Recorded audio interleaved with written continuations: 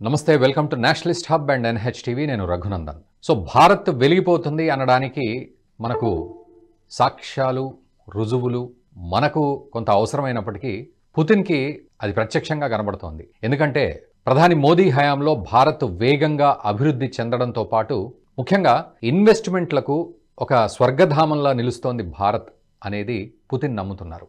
రష్యాలో ఇన్వెస్ట్మెంట్ ఫోరానికి సంబంధించిన ఒక సదస్సు జరిగింది. ఆ సదస్సులో స్వయంగా పుతిన్ అన్న మాటలు ఇవి.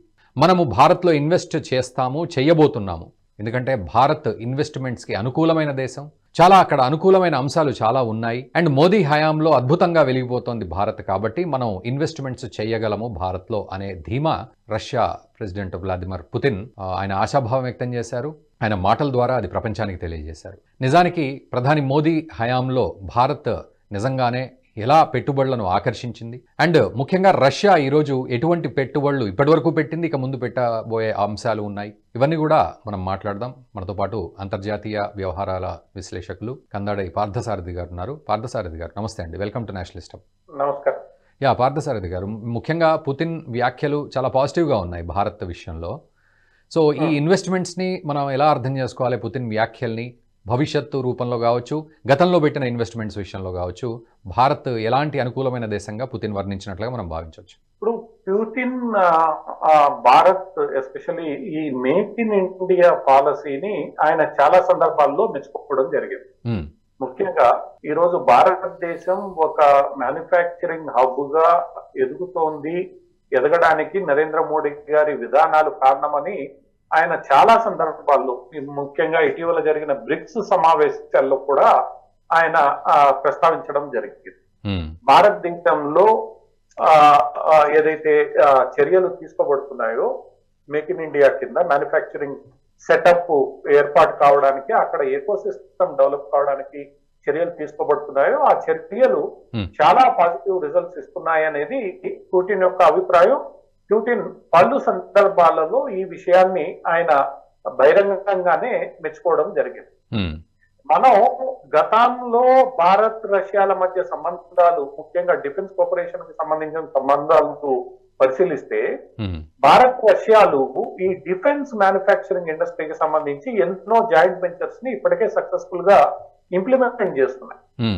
AK-47 కి సంబంధించి మన భారతదేశంలో ఫెసిలిటీ పెట్టడం కానీ, అలానే మన బ్రహ్మోస్ మిసైల్ సిస్టమ్ కి సంబంధించి కానీ, ఇలా రకరకాల అంశాలలో మిసైల్స్ కావచ్చు, ఏరోప్లేన్స్ కావచ్చు, వీటన్నిటిలో కూడా భారత్ రష్యా సంస్థలు సాంకేతిక పరిజ్ఞానం తీసుకోవడమే కాకుండా వాటి యొక్క అభివృద్ధి, డెవలప్మెంట్, ఇప్పుడు T-90 ట్యాంకులకు సంబంధించి కానీ, MiG-29K సంబంధించి కానీ, ఇప్పుడు కొత్తగా మన Sukhoi 30 ఏదైతే ఎయిర్ ఫైటర్స్ ఉన్నాయో, ఫైటర్ జెట్స్ ఉన్నాయో, వీటికి సంబంధించి కానీ, ఇలా పలు అంశాలలో భారత్ రష్యాల మధ్య ఈ జాయింట్ మ్యానుఫ్యాక్చరింగ్ యూనిట్స్ ఏర్పాటు చేయబడ్డాయి మన దేశం. సో రష్యా, భారత్లు ఈ మ్యానుఫ్యాక్చరింగ్ ఏదైతే మేక్ ఇన్ ఇండియా పాలసీ ఉందో దీన్ని చాలా వరకు అవి రెండు ఉపయోగించుకుంటూ వచ్చాయి. రష్యా కూడా చాలా లాభపడింది ఈ మొత్తం వ్యవహారంలో. ఎందుకంటే ఈ రోజు బ్రహ్మోస్ మిసైల్స్ కేవలం భారత్ కే కాకుండా చాలా దేశాలకి ఎగుమతి చేయబడుతున్నాయి. సో ఆ కంపెనీ ఏదైతే మన ఇన్వెస్ట్మెంట్ చేసిందో ఆ ఇన్వెస్ట్మెంట్స్ ఈ రోజు రష్యాకు కొంత ఆదాయాన్ని కూడా తీసుకొస్తూ వాళ్ళని ఆర్థికంగా ముందుకు తీసుకెళ్ళడానికి దోహదపడుతున్నాయి.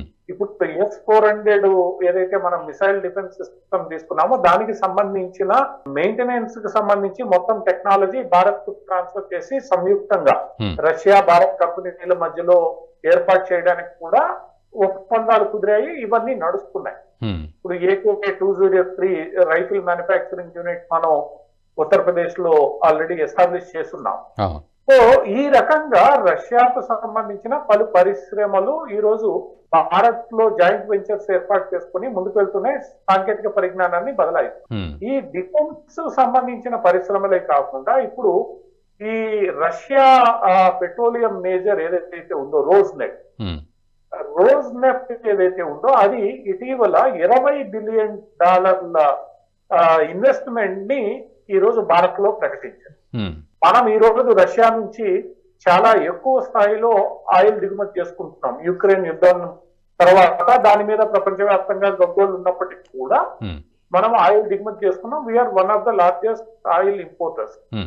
సో అటువంటి ఆ స్థితిలో రష్యాకు చెందిన అతిపెద్ద ఆయిల్ కంపెనీ ఏదైతే ఉందో రోజ్ నెఫ్ట్ ఈ $20 బిలియన్ భారతదేశంలో పెట్టుబడి పెట్టాలని నిర్ణయించుకుని పెడుతోంది ఇప్పుడు. సో దానికి సంబంధించి పలు రకాలైన ఒప్పందాలు జరుగుతున్నాయి, పలు పరిశ్రమల్లో అది పెట్టుబడి పెట్టాలి. ఈ పెట్టుబడులన్నీ కూడా రష్యాకు ఆదాయాన్ని చేకూరుస్తున్నాయి తప్ప నష్టాన్ని ఇవ్వడం లేదు. భారత్ రష్యాల మధ్య మొట్టమొదటి నుంచి ఏదైతే కెమిస్ట్రీ ఉందో ఆ కెమిస్ట్రీ చాలా చక్కగా కలిసి పనిచేయడం ద్వారా ఇద్దరూ లాభం పొందే స్థితికి ఈ రోజు చేరుకొనుంది. అంటే పార్థసారథి గారు, ఇక్కడ మనం భారత్ గురించి ఒక్కసారి మాట్లాడుకుందాం. అంటే అటువంటి అనుకూలమైన లాభాలు రావడానికి గల వాతావరణం కానీ వ్యూహాలు కానీ అందులో భారత్ పాత్ర ఏ విధంగా ఉంటుంది ఇంటర్నల్ గా ఆలోచించినప్పుడు? అంటే నరేంద్ర మోడీ గారి పాత్ర ఇక్కడ ప్రధానంగా మనం చెప్పుకోవాలి. ముఖ్యంగా ఆయన గుజరాత్ రాష్ట్రంలో మ్యానుఫ్యాక్చరింగ్ కి సంబంధించి ఏదైతే రెవల్యూషనరీ ప్రాసెసెస్ ఎస్టాబ్లిష్ చేసి దాన్ని దేశంలోనే నెంబర్ 1 మ్యానుఫ్యాక్చరింగ్ స్టేట్ గా చేశాడో, ఆయన భారతదేశంలో వాటిని రెప్లికేట్ చేసి మరింత మెరుగ్గా ఇక్కడ చేసే ప్రయత్నం నరేంద్ర మోడీ గారు మొట్టమొదటి నుంచి చేస్తున్నారు. రెండవది, కోవిడ్ సమయంలో చైనా నుంచి వస్తున్న సప్లై చైన్ ఏదైతే డిస్రప్షన్ జరిగిందో ఆ డిస్రప్షన్ ని అడ్డుకోవడానికి చాలా దేశాలు చాలా ప్రయత్నాలు మొదలుపెట్టే ఆ ప్రయత్నాలని అందిపుచ్చుకోవడంలో భారత్ ఎప్పుడు ముందంజల్లోనే ఉంది. ఇటు అమెరికన్ కంపెనీలు కావచ్చు, యూరోపియన్ కంపెనీలు కావచ్చు, లేదా రష్యన్ కంపెనీలతో భారతదేశం ఒప్పందాలు చేసుకుంటూ ఉంది. సో నరేంద్ర మోడీ గారి ప్రభుత్వం తీసుకుంటున్న ప్రో యాక్టివ్ చర్యలు ఏవైతే ఉన్నాయో ఆ చర్యల కారణంగా భారతదేశంలో ఒక సానుకూల వాతావరణం అనేది ఈ రోజు మ్యానుఫ్యాక్చరింగ్ ఇండస్ట్రీకి ఏర్పడింది. ఎన్నో ఎంఎన్సీలు ఈ రోజు భారత్ లో పెట్టుబడులు పెట్టడానికి వస్తున్నాయి. చివరికి మనకు సంబంధించి ఈ సెమీ కండక్టర్ ఇండస్ట్రీ కూడా త్వరలోనే భారత్ లో ప్రారంభం కాదు. అంటే ఇవన్నీ ప్రభుత్వం ముఖ్యంగా ప్రధానమంత్రి మోడీ నేతృత్వంలో తీసుకుంటున్న చర్యల కారణంగానే సాధ్యం. అంతకుముందు మనం మ్యానుఫ్యాక్చరింగ్ బస్ ని మిస్ అయ్యామనే విషయం మనకి తెలుసు. ఆ రోజు మనం మ్యానుఫ్యాక్చరింగ్ బస్ ని పట్టుకోలేకపోయాం కాబట్టి చైనా ఈ రోజు వరల్డ్ మ్యానుఫ్యాక్చరింగ్ సెంటర్ గా తయారయ్యారు. మనం దాన్ని మిస్ అయ్యాం. ఎందుకంటే మన దగ్గర ఈ నేషనల్ చేసే ప్రక్రియ ఆ రోజు కాంగ్రెస్ ప్రభుత్వం దాని మీద దృష్టి కేంద్రీకరించలేదు. మనం దాన్ని కోల్పోయాం చైనా, అది దాని యొక్క పరిణామాల కారణంగా. ఈ రోజు వాటిల్ని సరిచేసే ప్రయత్నం ఇక్కడ జరుగుతోంది. నిధులు మీరు అందిస్తే మేము సద్వినియోగం చేస్తామనే వాతావరణము ఏర్పడింది. పెద్దగా ఆంక్షలు లేవు. ప్రజాస్వామ్య దేశము, పారదర్శకంగా ఇక్కడ పనిచేయడానికి ఉంటుంది. ఎందుకంటే చైనాలో విదేశీ పెట్టుబడులు ఉన్నప్పటికీ కూడా అక్కడ మీరు పారదర్శకంగా చేయలేరు. చివరికి చైనా ప్రభుత్వం ఏది చెప్తే అదే వినాల్సిన పరిస్థితి. కానీ భారతదేశం అలా కాదు. ఒక ప్రజాస్వామ్య దేశము. ఇక్కడ ప్రజాస్వామ్యబద్ధంగా ఇక్కడ నిర్ణయాలు ఉంటాయి. ఇవన్నీ భారత్ కున్న సానుకూల పరిణామాలు. కాంగ్రెస్ ప్రధాన ప్రతిపక్షం ఏ రకంగా మాట్లాడినా కూడా నరేంద్ర మోడీ గారు తీసుకున్న కొన్ని చర్యలు, కొన్ని అనే దానికన్నా పలు చర్యల కారణంగా ఈ రోజు భారతదేశంలో సానుకూల వాతావరణం ఉంది. ఆ వాతావరణం ఈ రోజు రష్యన్ కంపెనీలు, ఎందుకంటే మనకి రష్యాతో సహజంగా ఉన్న మిత్రత్వం కారణంగా రష్యన్ కంపెనీలు చాలా ఎక్కువగా ఉపయోగించుకుంటాయి. పుటిన్ ఇంకో మాట కూడా అన్నాడు, ఈ రోజు కేవలం డిఫెన్స్ లోనే కాకుండా ఈ ఆయిల్ ఇండస్ట్రీయే కాకుండా మిగతా కన్స్యూమర్ బ్రాండ్స్ లో కూడా ఈ రోజు రష్యన్ కంపెనీలు భారతదేశంలో ప్రవేశిస్తున్నాయి. కన్స్యూమర్ బ్రాండ్స్ అంటే రెగ్యులర్ మన వాడకానికి వినియోగించే పలు లగ్జరీ ఐటమ్స్ కావచ్చు, లేదా మన కావచ్చు, ఇవన్నీ ఇవి కూడా ఈ రోజు భారతదేశంలో ప్రవేశించడానికి సిద్ధంగా ఉన్నాయని ఒక మాట అన్నాడు. అంటే డిఫెన్సే కాదు, పెట్రోలే కాదు, ఆయుధాలే కాదు, ఈ రోజు రష్యాకు చెందిన ఇతరత్ర పరికరాలు లేదా ఇతరత్ర తయారు టీవీలు కావచ్చు, ఇంకొకటి కావచ్చు, తయారు చేసే కంపెనీలు కూడా ఈ రోజు నెమ్మదిగా భారత్ వైపు. ఇంకొకటి సార్, పార్థసారథి గారు, మేక్ ఇన్ ఇండియాను కూడా మెచ్చుకున్న సందర్భం భారత్ అవలంబించే. ఇదంతా కలిపి ఇప్పుడు నరేంద్ర మోడీ గారు ఏవైతే చర్యలు తీసుకుంటున్నారో దాని యొక్క అంబ్రెల్లా పేరు మేక్ ఇన్ ఇండియా. భారత్ లోకి రండి, భారత్ లో పెట్టుబడులు పెట్టండి, భారత్ లో తయారు చేసుకోండి, ఇక్కడి నుంచి మీరు ఎగుమతి చేసుకోండి. ఇదే కదా మేక్ ఇన్ ఇండియాకి సంబంధించి ఏదైతే ప్రధానమైన ఉద్దేశం ఉందో ఆ ఉద్దేశాన్ని నెరవేర్చడానికి నరేంద్ర మోడీ గారు తీసుకుంటున్న పలు చర్యలు ఏవైతే ఉన్నాయో ఆ చర్యల కారణంగానే ఇదంతా జరుగుతుంది. అంటే మేక్ ఇన్ ఇండియా అనేది ఫ్రంటల్ మనకి ముందుండే అంశం. అది ఆ అంబ్రెల్లా కింద ఈ చర్యలన్నీ తీసుకోబడుతున్నాయి. కాబట్టి ఈ రోజు ప్రపంచంలో చాలా సంస్థలు, ఇప్పుడు అమెరికన్ సంస్థలు, యాపిల్ కూడా ఇక్కడ నెమ్మదిగా మ్యానుఫ్యాక్చరింగ్ చేస్తోంది, గూగుల్ ఎప్పటి నుంచో ఉంది.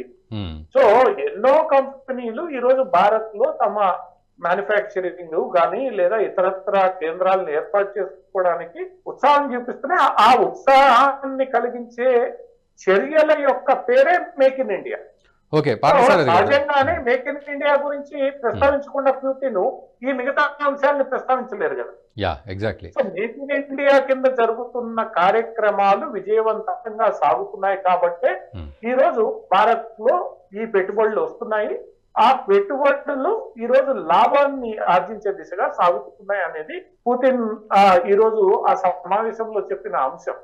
మేమేమి నష్టపోవట్లేదు, మాకు దీనికి సంబంధించి అన్ని రకాలుగా బెనిఫిట్స్ వస్తున్నాయి అనే ప్రాఫిటబుల్ అంటున్నాయి. అయితే పార్థసారథి గారు, ఫైనల్ గా ఇక్కడ ఒక విషయం చెప్పండి. అంటే నిజానికి ప్రధాని మోదీ హయాంలో ఎక్స్టర్నల్ అఫైర్స్ విషయంలో, బైలాటరల్ విషయంలో చాలా అద్భుతాలే సాధిస్తున్నామని చెప్పాలి. అది సామాన్యులకు అంత ఈజీగా అర్థం కాకపోయినా, పొలిటికల్ గా కాంగ్రెస్ పార్టీకి పెద్దగా రుచించకపోయినప్పటికీ వాస్తవం మాత్రం అదే. అటు అమెరికా కావచ్చు, ఇటు చైనా కావచ్చు, ఈరోజు రష్యా కావచ్చు. అయితే ఇప్పుడు పుతిన్ అన్న మాటల్ని కనుక మనం బాగా కన్సిడర్ చేసుకోగలిగితే ఈ మేక్ ఇన్ ఇండియా అని, ఈ పరస్పర అదిని, సో భవిష్యత్ ఎలా ఉండబోతోంది? సుఖోయ్ దగ్గర నుంచి మొదలు పెడితే చిన్న చిన్న ఐటమ్స్ వరకైనా కూడా రష్యా ఈరోజు 100% ఓపెన్ డోర్స్ అన్నట్టుగా ఉంది ఆ మాటల్ని బట్టి చూస్తే. సో ఎలాంటి మార్పులు మనం చూడబోతున్నాం? ఇప్పుడు రష్యా భారత్లు మరింత సమర్థవంతంగా పటిష్టంగా కలిసి పనిచేసే అవకాశం ఉన్నాయి. రష్యా దగ్గర చాలా అత్యాధునిక సాంకేతిక పరిజ్ఞానం ఉంది. ఆ సాంకేతిక పరిజ్ఞానం భారతదేశానికి బదలాయించడానికి కూడా రష్యా సిద్ధంగా ఉంది. Knowledge transfer, so technology transfer.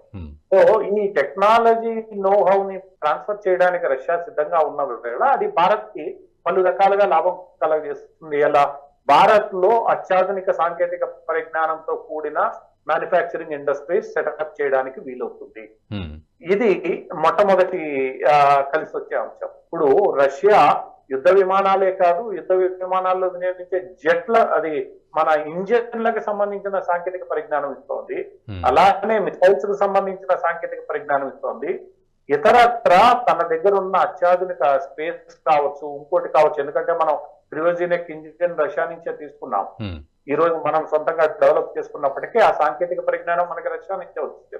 ఇది కేవలం ఈ గతంలో ఏదైతే జరుగుతూ వచ్చిందో అది మరింత పటిష్టంగా అమలయ్యి ఈ రష్యా భారత్ కంపెనీలు రెండు ఈ సాంకేతిక పరిజ్ఞానాన్ని రష్యా నుంచి దిగుమతి చేసుకుని ఇక్కడ మరింత సమర్థవంతంగా అత్యాధునిక సాంకేతిక పరిజ్ఞానంతో కూడిన వస్తువులు, ఉత్పత్తులు ఇక్కడ మనం ఉత్పత్తి చేయడానికి వీలవుతుంది. కాబట్టి అది భారత్ కి నిజంగా ఒక గట్టి లాభదాయకమైన అంశమే.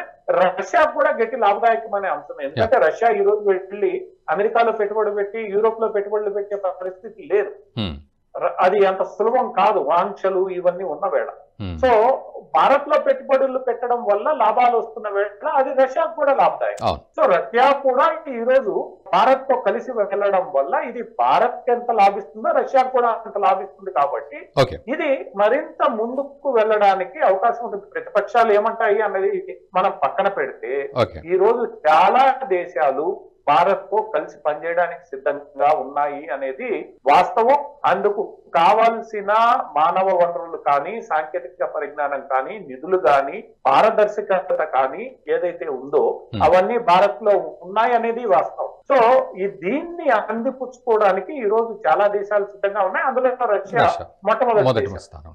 Right, thank you very much Parthasarathy గారు. సో చాలా విషయాలు, కీలకమైన విషయాలు, చాలా లోతైన విశ్లేషణతోటి మాకు పూర్తి ఇన్ఫర్మేషన్ ఇచ్చారు. సో అదండి పరిస్థితి. మొత్తానికి పుతిన్ అయితే భారత్ని మెచ్చుకున్నారు, ముఖ్యంగా మోదీ హయాంలో మేక్ ఇన్ ఇండియా అని, అండ్ భారత్ వెలిగిపోతున్న విషయాలను కూడా ఆయన ప్రస్తావించారు. సో ఇక్కడ పెట్టుబడులు పెట్టడం అనేది నిజంగా ఒక ప్రాఫిటబుల్ అంశం అనేది పుతిన్ చెప్తూ ఉన్నారు. అది భారత్కి, మరోవైపు రష్యాకి కూడా. సో ఇందులో ఎటువంటి డౌటు లేదు అనేది మొత్తానికి పుతిన్ తన మాటల్లో చెప్తున్న విషయం. సో ఈవెన్ మనం ఇందాక నేను అన్నట్లుగా ఇక్కడ పూర్తిగా కాంగ్రెస్ పార్టీకి కానీ ఇతరత్ర పార్టీలకు ఏ విధమైన మాటలు చెప్తున్నా, విమర్శలు చేస్తున్నప్పటికీ కూడా వాస్తవాలు అనేది ప్రపంచవ్యాప్తంగా కనపడుతూ ఉన్నాయి. మోదీ హయాంలో ఎలా ఉంది అనేది. ఏదేమైనా రాబోయే రోజుల్లో ఇటు రష్యాకి సంబంధించిన టెక్నాలజీ ట్రాన్స్ఫర్ కావచ్చు, అటు డిఫెన్స్ నుంచి మొదలు పెడితే రెగ్యులర్ ఐటమ్స్ వరకు కూడా రష్యా మనతో బిజినెస్ చేయాలి అనుకుంటుంది, బైలాటరల్గా ఉండాలి అనుకుంటోంది. సో ఇది ఒక మంచి పరిణామం అనే చెప్పాలి. చూద్దాం రాబోయే రోజుల్లో ఎలా ఉంటుంది, దీనికి సంబంధించిన అడుగులు ప్రాక్టికల్గా ఎలా పడతాయనేది మనం కూడా వేచి చూద్దాం. మీరు కూడా ఎలా ఉండాలనుకుంటున్నారో ఒకసారి కామెంట్ చేయండి. అండ్ వీలైతే వీడియోని మీ మిత్రులకు కూడా షేర్ చేయండి. ఈ వీడియో మీకు నచ్చినట్టయితే లైక్ చేయండి, 10 మందికి షేర్ చేయండి. అలాగే కామెంట్ల రూపంలో మీ అభిప్రాయాలను మాతో పంచుకోండి. Nationalist hub group of channels ను సబ్స్క్రైబ్ చేసుకుని తెలుగునాట జాతీయవాద జర్నలిజాన్ని ప్రోత్సహించండి. ఈ వీడియో కింద ఉన్న బెల్ ఐకాన్ పై క్లిక్ చేయడం మర్చిపోవద్దు.